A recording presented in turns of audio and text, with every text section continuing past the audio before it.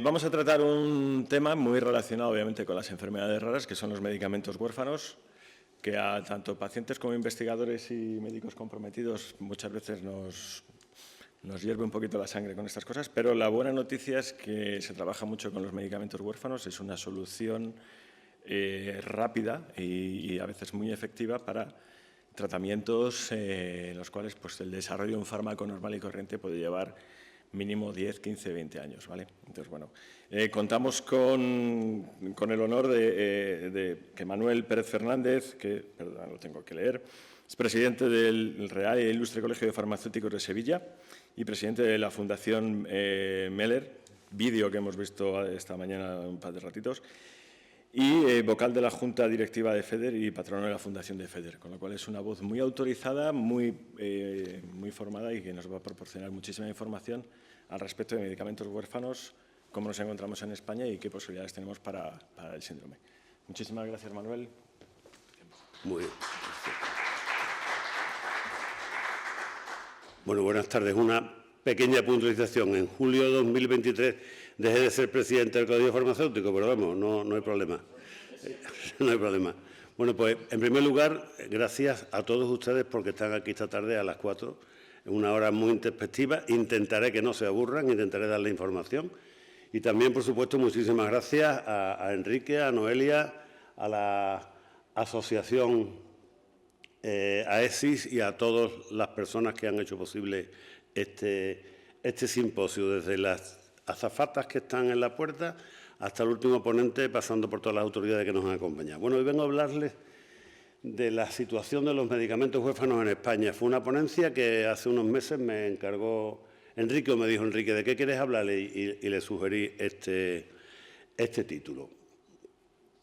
A estas alturas de la película no vamos a definir qué es un medicamento huérfano ni qué es una enfermedad rara. Lo he puesto ahí, bueno, por si alguien tiene interés en conocer esto de qué va, pero bueno, simplemente hay que avanzar y hablar de otras cosas, fundamentalmente de futuro, porque esto ya son definiciones y hablemos de futuro. Traigo un mensaje de esperanza porque cada vez se están investigando más medicamentos, cada vez hay mayor número de personas investigando. Tenemos una serie de trabas que luego explicaré, pero bueno, el mensaje siempre tiene que ser un mensaje de esperanza.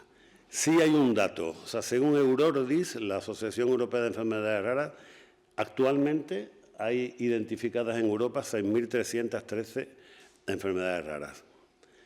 De ellas, el 80%, como ustedes saben perfectamente, tienen origen genético. Eso abre grandes esperanzas, un campo que se ha abierto nuevo. A pesar de que España es el único país de la Unión Europea que no tiene la especialidad de genética, sí hay grandes genetistas en España. Hay grandes genetistas en España que se han formado en España y en el extranjero y están trabajando muy bien. Por tanto, el código genético va a condicionar la aparición o no de las patologías. Pero también hay otro mensaje que dar, es que no todas las enfermedades raras tienen tratamiento farmacoterapéutico, no todas se van a tratar con medicamentos huérfanos. Un medicamento huérfano se empieza a estudiar, se empieza a investigar en un proceso que dura en torno a 10 años o más.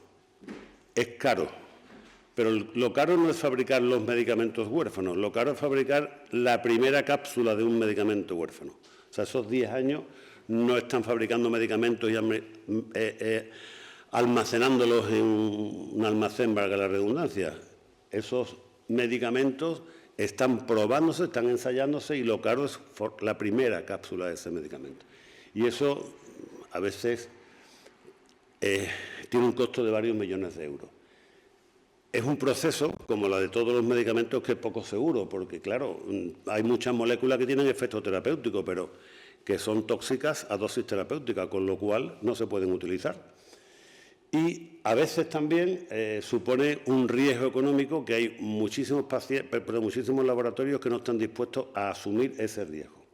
Y sobre todo también hay pocos centros investigando enfermedades raras, pero hay otro mensaje de esperanza, y es que cada vez hay más centros investigando en enfermedades raras. Ya es difícil encontrar un centro hospitalario, un centro universitario, donde no se esté investigando en enfermedades raras.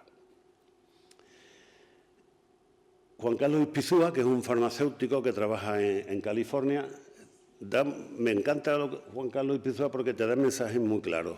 a mí lo sigo mucho en las redes, lo conozco personalmente, y te dice que la investigación en enfermedades raras es escasa y que es fundamental compartir la información, coordinar la investigación y conseguir la eficiencia en la investigación. Esta mañana hablaba con algunos de los ponentes que compartir la información como que cuesta trabajo, compartir la información, pero es necesario en enfermedades raras compartir la información.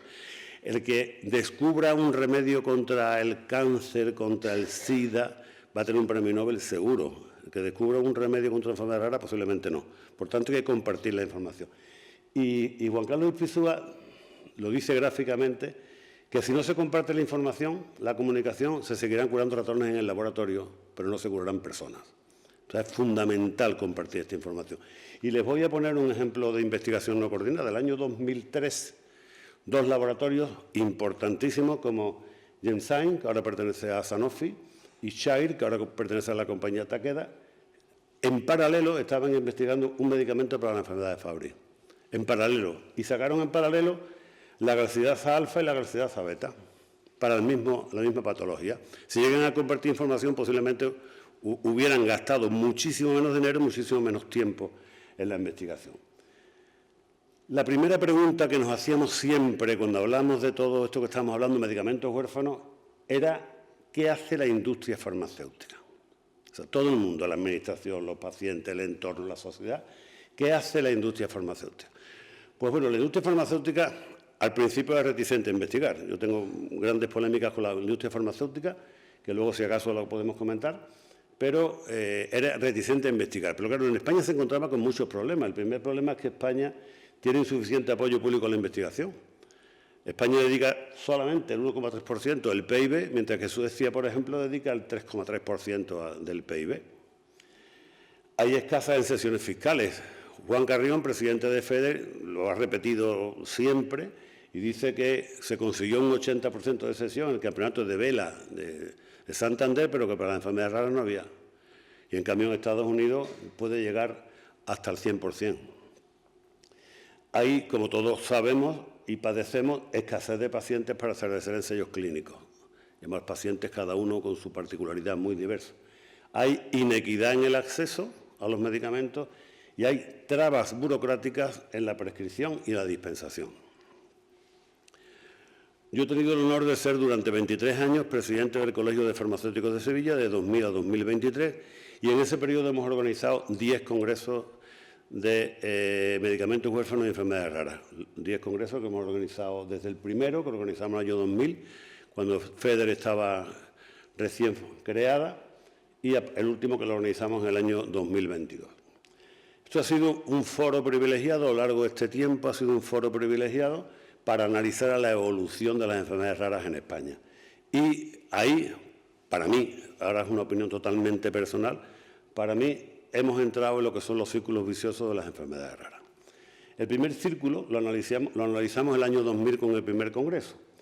El paciente se encuentra mal, acude al médico, se desconoce qué tiene, no se diagnostica la enfermedad. Año 2000. Avanza un poco el tiempo, vamos al año 2004, se empieza a diagnosticar, no de forma masiva, pero aumenta el número de enfermedades diagnosticadas, pero se desconoce el tratamiento. Todo lo que seguíamos en el círculo vicioso. El tercer círculo vicioso lo analizamos el año 2009 en el cuarto congreso, en que se empiezan a conocer principios activos, pero no se fabrica el medicamento, por los procesos que he comentado antes, de las dificultades que la industria ponía. Pero claro, el año 2011 analizamos que se habían fabricado medicamentos, con lo cual se tenía que romper el círculo vicioso. Bueno, pues nos encontramos el año 2015, cuando analizamos todo lo que había pasado esos 4 años, nos encontramos con que el medicamento se prescribía, los médicos prescribían el medicamento, pero no se administraba el medicamento a los pacientes. La verdad que todos nos llevamos un poco la mano a la cabeza por tan tremenda sorpresa. ¿Y por qué no se administraba el medicamento a los pacientes? Porque no había fondos suficientes para sufragar los tratamientos. Nos llevamos, la verdad, que la sorpresa del siglo. O sea, después de este proceso, montón de pacientes, de médicos diagnosticando, investigadores, esfuerzo de la sociedad, no hay fondos suficientes para sufragar los tratamientos. La sorpresa fue una sorpresa mayúscula. ¿Y por qué? ¿Qué es lo que ocurre? Pues que se empiezan a poner restricciones a la prescripción. O sea, los médicos empiezan a tener presiones para que no se prescriban determinados medicamentos. El año 2019, en el 9º Congreso, lo pongo ahí abajo, que organizamos en el colegio, se analizó el laberinto sanitario que es España con las 17 comunidades autónomas que tienen 17 calendarios de vacunaciones diferentes, 17 cribados neonatales distintos y 14 comisiones de evaluación de medicamentos. 14 comisiones, después de la agencia española, 14 comisiones de evaluación regionales, realizando una nueva investigación, son los IPTs, luego hablaremos de ellos, que generan, por supuesto, grandes problemas de equidad. Si en el mecanismo para que un medicamento llegue al paciente es complicado, en la Unión Europea, en España, es complicadísimo. Por tanto, el paciente puede empeorar y, lo que es peor, el paciente puede llegar a fallecer. ¿Y por qué ocurre esto? Nos preguntamos. Pues porque, según Jean Lecam, director ejecutivo de Eurordi, los reglamentos europeos no se cumplen cuando el plazo legal para poner un medicamento en el mercado es de 180 días. Abajo tienen, según el informe de AELMU del segundo cuatrimestre del 24, publicado hace unos días, el tiempo medio de espera para incorporar el medicamento al Sistema Nacional de Salud en España, lo tienen ahí, en meses. El récord, el año 2022, 34 meses, 1020 días, en vez de los 180 que comentaba, bueno, que comenta la legislación vigente, ¿no? Sigo con el informe de AELMU. 208 medicamentos tienen la designación huérfana y tienen el nombre comercial. De ellos, 149 tienen autorización de comercialización. De esos 149, 132 tienen código nacional en España y de esos 132, 85 están financiados por el Sistema Nacional de Salud. O sea, ahí hay 47 medicamentos huérfanos, ahora les explico qué pasa con ellos. De los 85, solamente 45, el 53%, están financiados, pero algunos con restricciones. O sea, ninguna indicación no está financiada. Y de los 47 que hemos comentado antes, 21 no están financiados por resolución, se han dicho no se financian, y los otros 26 están en estudio o han retirado la petición de financiación por parte del laboratorio. Claro, después de esto, ¿para dónde miran los pacientes? ¿Dónde mira la sociedad? Pues miran para la Administración. O sea, antes preguntábamos qué hace la industria, ahora qué hace la Administración. ¿Por qué se permite todo este tipo de inequidades, ¿no? Les he comentado antes que he sido presidente del Colegio de Farmacéuticos durante 23 años. El año 1997 empecé a trabajar en el campo de las enfermedades raras y durante, creo que fue del año 2008 al 13 aproximadamente, fui miembro del Consejo Asesor del Ministerio de Sanidad. En esos 16 años que van del 97 al 23, en España ha habido 17 ministros de Sanidad, con 17 equipos diferentes. Ha habido 9 ministros del PSOE, 8 del PP, o sea, 50%. El problema sigue sin resolverse y me hago muchas preguntas, muchas tienen respuesta. ¿Tienen conocimiento de las enfermedades raras? Por supuesto, hay equipos, hay funcionarios que tienen un gran conocimiento de las enfermedades raras. ¿Las consideran un problema de salud pública? También. O sea, los funcionarios, los miembros, directores del CIBERER, como Francesc Palau, que está aquí con nosotros, son consultados periódicamente y tienen conocimiento. ¿Tienen voluntad para solucionar los problemas? Pues también tienen voluntad para solucionar los problemas. Pero ¿hay capacidad para solucionar los problemas? ¿Dedican tiempo? Pues capacidad tienen, pero no toda la ejercen de igual manera. ¿Y dedican tiempo? Pues si en 26 años he visto 17 ministros, cuando te empiezan a enterar de qué va la película, te han cesado o te has ido. Entonces habría que conseguir pues una mayor estabilidad en los equipos de gobierno del Ministerio, a pesar de, como digo y repito, grandes funcionarios, grandes profesionales trabajando dentro del Ministerio y haciendo una labor magnífica, maravillosa, a la cual desde aquí quiero agradecer. La ministra número 18, Mónica García. Plan Farma, magnífico todo, y los huérfanos van a tener un espacio dentro del Plan Pharma. Pero claro, ya llega a ELMU con sus reivindicaciones, hay que apoyar la investigación en enfermedades raras, mayor facilidad para su traslado a la práctica clínica, impulsar redes de intercambio de información y, sobre todo, bueno, pues hay que darle un enfoque innovador a los ensayos clínicos. Hay que intentar que haya cuanto más ensayos clínicos mejor, porque hay que probar los medicamentos y hay que, antes de autorizarlos, y hay que hacer todo lo posible porque haya cada vez mayor número de terapias en este sentido.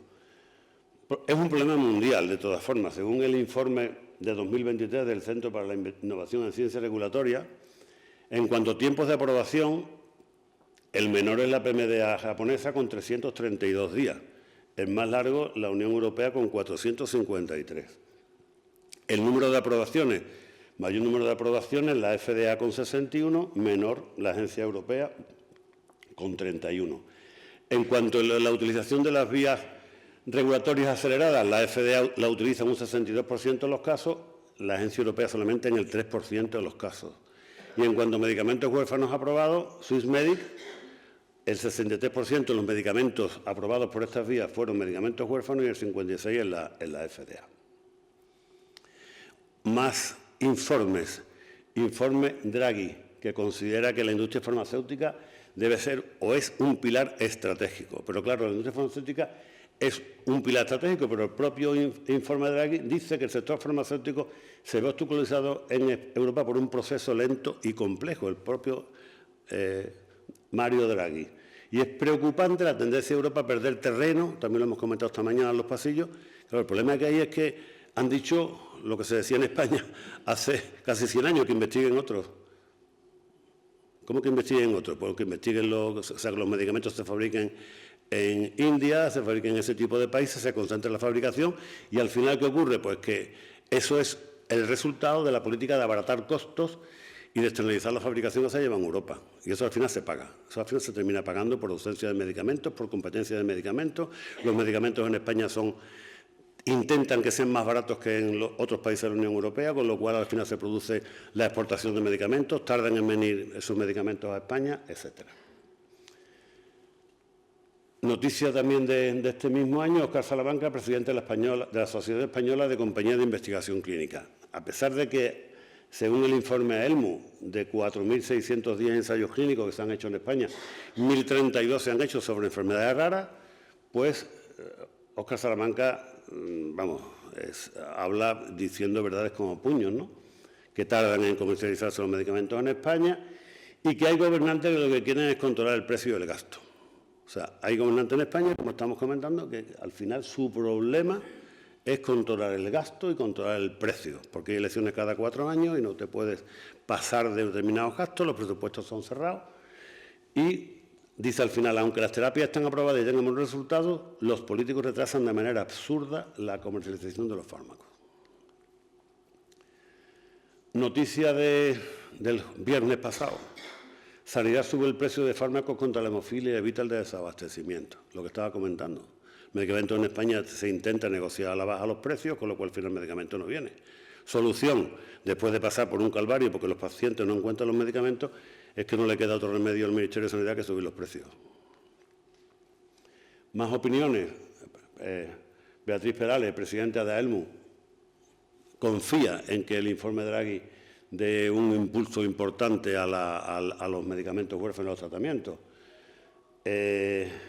Informe de la Fundación Weber, el que ha sido presidente de Fermentustria hasta hace unos días. Tenemos que hacer accesibles los medicamentos innovadores a la sociedad y a la familia. O sea, podemos tener 1000 medicamentos, pero tienen que ser accesibles y tienen que ser innovadores.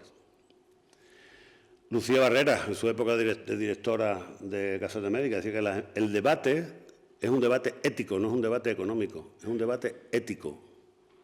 Y habla de que, lo que hemos comentado antes, que tampoco es tanto el gasto, lo que supone el gasto, creo que es el 3,8% del gasto total en sanidad, cuál es el gasto de los medicamentos huérfanos, ¿no? Más opiniones, Mónica López, de la Sociedad Española de Medicina Interna, te habla de que los medicamentos, cuando se aprueba un medicamento, está disponible en Alemania al día siguiente, y en cambio en España, pues 18 o 24 meses, hasta lo que hemos visto antes de 34 meses, ¿no? Y que abre un nuevo capítulo en este debate, y es que cada comunidad autónoma y cada hospital español van sumando sus propias negociaciones y trámites. A esa negociación, ahora también lo explicaré, y sus propios IPTs. Estas afirmaciones que aparecen en pantalla pueden ser mías perfectamente. No sé si Francesc Palau se acuerda que esto lo dijo Patricia Lacruz, directora general de Cartera Básica, en el Congreso, en el 9º Congreso en Sevilla el año 2019. Decía que se está pasando de evaluar desde el punto de vista regulatorio a evaluar desde el punto de vista del pagador. O sea, la propia directora general reconocía que se estaba haciendo una evaluación desde el punto de vista económico, no desde el punto de vista sanitario. O sea, eso es gravísimo, pero esto está de rabiosa actualidad. Esto sigue ocurriendo. Luego comentaré una sentencia del Tribunal Supremo que intenta poner orden en todo esto.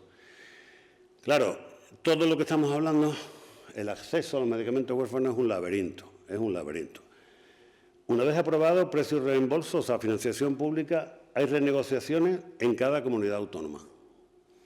Hay renegociaciones en cada hospital, con cada laboratorio. Se consigue la prescripción médica, pero es que luego hay que pasar por un visado. Comentaba el almuerzo con un médico del Hospital de Salamanca, bueno, pues que la presión que tienen ellos, y la presión no debe soportarla ni ellos, ni los gerentes de los hospitales, ni nadie, tiene que venir resuelto desde arriba. O sea, un medicamento está financiado, se tiene que acabar todo este laberinto que hay, porque, y abajo en el esquemita este que pongo es que todos los medicamentos tienen que pasar por unas pruebas de eficacia, seguridad, calidad y eficiencia.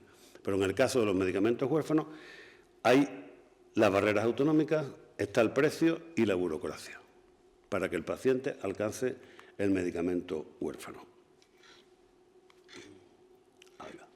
Eso lo dice muy bien Juan Carrión, que el acceso eficaz a los medicamentos huérfanos solo se consigue con presión política y esa frase del laberinto burocrático es suya. Por tanto, cuando me preguntan a veces, oye, ¿hay medicamentos huérfanos, curan, son buenos los medicamentos huérfanos? El mejor medicamento huérfano es aquel que se fabrica, es aquel que se prescribe y es aquel que llega al paciente sin ningún tipo de problema ni trabas. Ese es el mejor medicamento huérfano. Podemos tener un medicamento huérfano magnífico en las estanterías de un hospital, pero si no se prescribe y no llega al paciente, ese medicamento no vale para nada. Les decía al principio que el 80% tienen origen genético y con este laberinto que hemos comentado, las comunidades autónomas, todo este tipo de historias, hay otro código que entra en juego que es el código postal. O sea, no se tratan igual a todos los pacientes en función de la región en la que vivan. Y el código postal tiene más importancia en las enfermedades raras que casi el código genético, casi. Y eso genera inequidad, que es la palabra que hay que quitar de nuestro vocabulario. La inequidad hay que quitarla de este vocabulario. Decía que al principio mirábamos a la industria farmacéutica, cuando no había investigación. Después mirábamos a la administración cuando había trabas. Pero ahora con la inequidad, ¿hacia dónde miramos? Bueno, pues estamos mirando a los tribunales de justicia y estamos mirando a la protesta ciudadana. Le pongo varios ejemplos. A la izquierda, María Ángeles y José María Díaz, los conozco personalmente, tienen 2 niños con Duchenne. Recogieron firmas, protestaron el año 2015. 2 meses después tenían su tratamiento con atalureno, después de haber estado poniendo una mesa en las calles de Sevilla recogiendo firmas. Pero es que 5 años más tarde, el mismo medicamento, en La Vanguardia aparece la noticia de que un niño con una enfermedad rara gana la primera batalla judicial al hospital que le niega un fármaco. O sea, 5 años después de esta batalla, siguen las batallas y más que siguen, ¿no? El año 2013, Patricio González consigue el Tribunal de Galicia que le pague un tratamiento para su patología, la hemoglobinuria paroxística nocturna. Pero es que 10 años, 11 años después, el Tribunal Supremo confirma que hubo discriminación en algún medicamento a un niño con una enfermedad rara. Y dice la sentencia que el acceso a este tratamiento debió ser valorado por el órgano estatal responsable y no por el hospital ni por el Servicio Social Autonómico. O sea, no valía, dice el Supremo, los IPTs de cada región, no valen. Tiene que ser la Autoridad Sanitaria Nacional la que lo autorice o lo deniegue. Y esta es la sentencia a la que mencionaba antes, o sea, es clarísimamente, y te dice, también explica que los informes de posicionamiento terapéutico no pueden considerarse un instrumento obligatorio para la evaluación, que no debe incluir un análisis económico y que son competencia exclusiva de la Agencia Española de Medicamentos y Productos Sanitarios. Sentencia del Tribunal Supremo del año 2023. O sea, fíjense la lucha que ha habido que llevar para conseguir que al final se termine administrando el medicamento, con el deterioro que ha podido sufrir el paciente en todo este tiempo, ¿no? Pero claro, ahora, bueno, disculpen, pero se desconfigura un poco la presentación, ¿no? El Comité de la Unión Europea pone ahora en duda el atalureno. Yo les puedo decir que la mejoría que han tenido los 2 niños de María Ángeles que comentó antes ha sido espectacular, de ir con muletas a andar solos y correr. Pero se ha puesto en duda que el atalureno consiga grandes beneficios a todos los pacientes, ¿no? Entonces, se ha indicado que los profesionales sanitarios no deben iniciar nuevos tratamientos y que se hará una valoración en función de lo que, cómo le ha ido a cada uno de los pacientes, ¿no? Posibles soluciones, ya voy terminando, a la inequidad. Devolver competencias sanitarias al Estado. O sea, la competencia sanitaria de medicamentos huérfanos, devolvérselas al Estado. No es imposible, pero es casi imposible. En la Española de Autonomía esto es casi imposible. Segundo, coordinación entre todas las comunidades autónomas, como dice la Ley 14 de 1986 de 25 de abril General de Sanidad. Pero es que nuestra experiencia, la mía personal, es que no hay voluntad, lo que también lo comentábamos antes. No hay voluntad de derivación de pacientes y de coordinación entre las comunidades. Tercero, recentralizar la sanidad, un tema que es espinoso, pero creo que en España hay que hacer un debate sobre este tema y decidir qué es lo que hay que hacer. O sea, no porque esto nos viniera hecho hace 40 años, vamos a tener que ahora que seguir así, bueno, vamos a corregir, o sea, una experiencia larga en el tiempo, vamos a corregir lo que entendamos que hay que corregir. No estamos hablando de que aquí vamos a venir todos ya a tener que ir al Ministerio para todo, pero vamos a recentralizar lo que haya que recentralizar. Cuarto, nuevos modelos de financiación, pero claro, ¿hasta cuándo? ¿Hasta dónde? O sea, eternamente no pueden ser nuevos modelos de financiación, como ahora los voy a explicar brevemente. Y después algo con lo que llevo peleándome de muchísimo tiempo, en mi época en el Consejo Asesor, así lo expuse, que es la creación de un fondo estatal para hacerse cargo del pago de los medicamentos huérfanos, del coste de los medicamentos huérfanos. Para mí es la solución lógica, pero claro, en la España actual es bastante improbable porque ni en el propio Consejo Asesor encontré sintonía a esta propuesta. Cada uno tenía marcado en la frente de qué región venía, qué intereses defendía y no estaban por esta labor. En cuanto a nuevos modelos de financiación, se pueden evaluar resultados económicos, se pueden evaluar resultados en salud.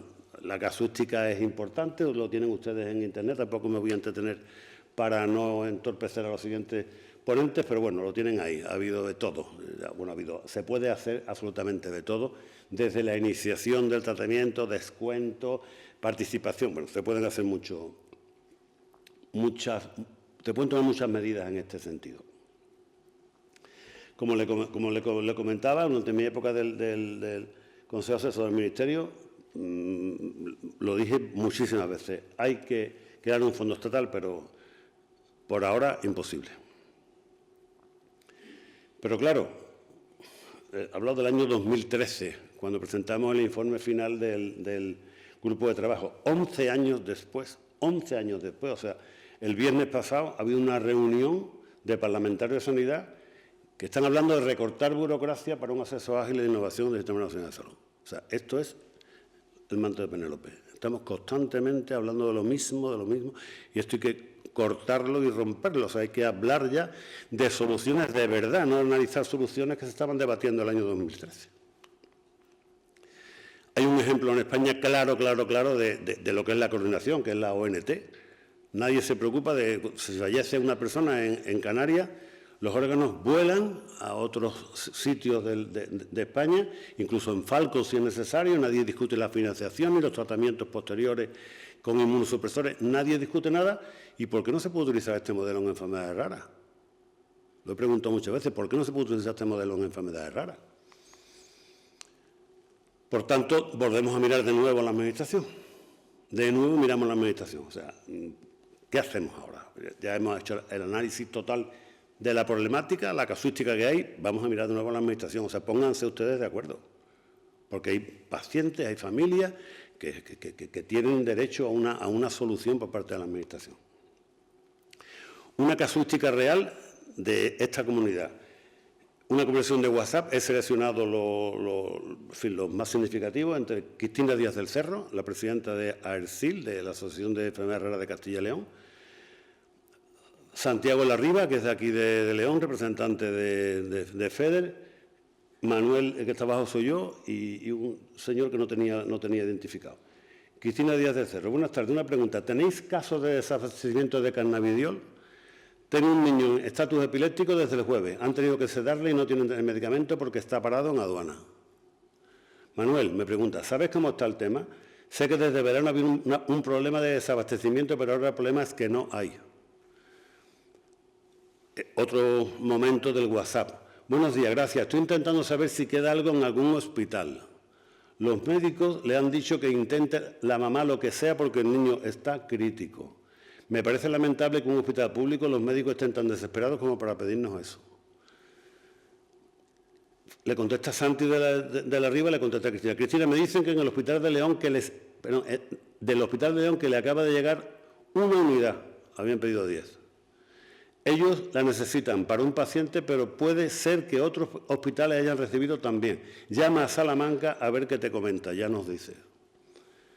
Y sigue la conversación.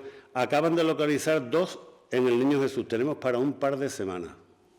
O sea, es que esta casuística, o sea, los padres intentando localizar un medicamento, que el medicamento está parado en aduana, pero ¿de qué estamos hablando? O sea, hay que mirar la Administración, evidentemente. Todo lo tienen que resolver. Eso no lo podemos resolver nosotros, por muchas protestas que hagamos. Lo tiene que resolver la Administración, ¿no? ¿Y cómo se abordará el futuro próximo en España? ¿Cómo se abordará? Todo lo que hemos hablado, lo hemos analizado, perfecto, ustedes han quedado enterados, yo me he desahogado hablando de lo que he hablado, pero ¿cómo será el futuro próximo en España? Tiene mucho que ver el precio de los medicamentos, huérfanos, evidentemente. Tiene mucho que ver que se venda, que el Zolgensma sea el medicamento más caro del mundo. Yo, si fuera periodista, no se me ocurriría poner jamás en la vida este titular, porque ya de entrada provoca rechazo en la sociedad. Hay que decir que es un medicamento que curará 400 bebés. ¿Cómo que es el medicamento más caro del mundo? ¿A quién le importa que sea el medicamento más caro del mundo? Usted es un periodista sensacionalista que ha dicho esto, pero es que usted no puede decir eso. Usted tiene que intentar hacer un servicio a la sociedad desde el punto de vista positivo y tiene que luchar porque este medicamento se le administra al paciente, no decir que es el medicamento más caro del mundo. En fin, no lo entiendo. Y hasta aquí hemos llegado. Como se decía en la televisión, esto es todo, amigos. Muchísimas gracias y ha sido un placer. Gracias.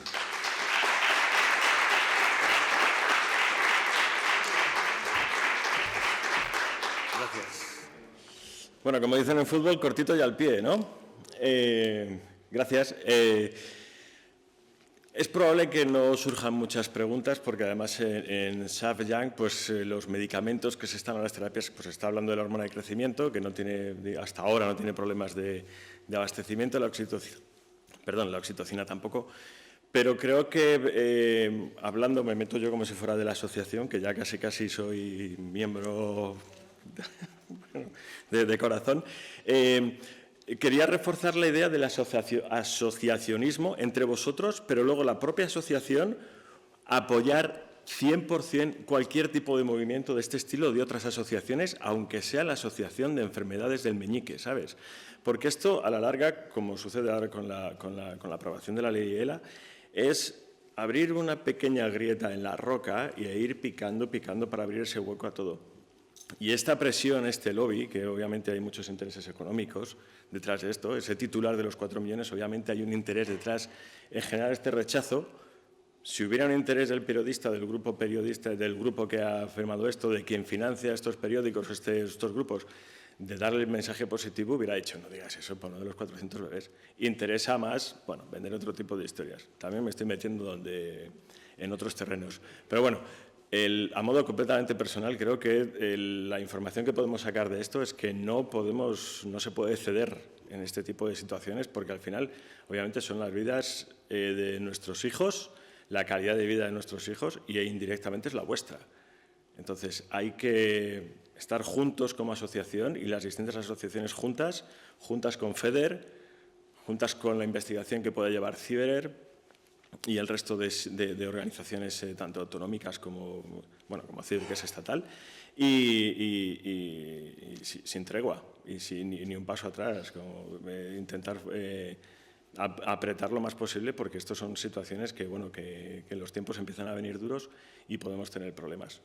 Hasta donde sabemos, pues SAF-YANG, de momento vamos bien, pero puede darse los medicamentos, el anticuerpo que estaba hablando antes el doctor Schaaf, o estas terapias de CRISPR y tal, que puedan salir y nos podemos encontrar con este problema de que el medicamento exista y venga alguien que está sentado en un sillón de cuero con su corbatita, con sus gafas y diga no. Y nos quedamos así, nos vamos a quedar así. Pues yo creo que no. No sé, perdón, que me he venido arriba. Gracias, Manuel. Gracias.